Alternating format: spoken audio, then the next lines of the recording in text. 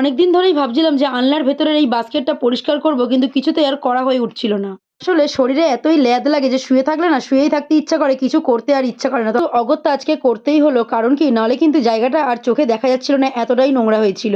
আর যাই হোক না কেন, নোংরার মধ্যে থাকা যায় না, আর একটা জিনিস নোংরার মধ্যে থাকলে কিন্তু বাকি জিনিসগুলো নোংরা হয়ে যায়। তাই জন্য কিন্তু আর দেরি না করে ঝটপট উঠে কিন্তু আমি আলনাটা সুন্দর করে গুছিয়ে নিলাম। আর সত্যি বলতে কি, ঘর বাড়ি গোছানো থাকলে না দেখতেও অনেকটা সুন্দর লাগে। আহামরি কিছু সুন্দর গোছাতে পারি না, কিন্তু চেষ্টা করি যতটা সুন্দর করে রাখা যায় আর কি। তাই ভাবলাম আলনাটা যেহেতু গোছানো হয়ে গেছে, তা বিছানার চাদরটাও তুলে দিই, কারণ অনেকদিন কিন্তু বিছানার চাদরটাও তোলা হয়নি আর পিলো কভার গুলোও চেঞ্জ করা হয়নি। তো ভাবলাম আজকে সেগুলো করেই নি। আর আমি না এই কাজগুলো সাধারণত রাত্রেবেলাই করে থাকি, কারণ রাত্রেবেলা অনেকটা সময় থাকে। আর এইসব কাজগুলো করতে কিন্তু যথেষ্ট সময় লাগে, তাই জন্য এগুলো রাত্রেবেলাই করে থাকি। আসলে দিনের বেলা অনেক কাজ থাকে, তখন এইগুলো করলে অনেকটা বেশি সময় নষ্ট হয়ে যাবে। এমনিতেও আমাদের সকাল থেকে কাজ সেরে উঠতে উঠতে প্রায় 4টে 4:30 বেজে যায়, ঠিক সেই কারণেই কিন্তু করে নেওয়া। আসলে যতটা কাজ এগিয়ে রাখা যায় আর কি। আর এখানে পরের দিন সকালবেলা ঘুম থেকে উঠে আমি বসিয়ে দিয়েছিলাম চা।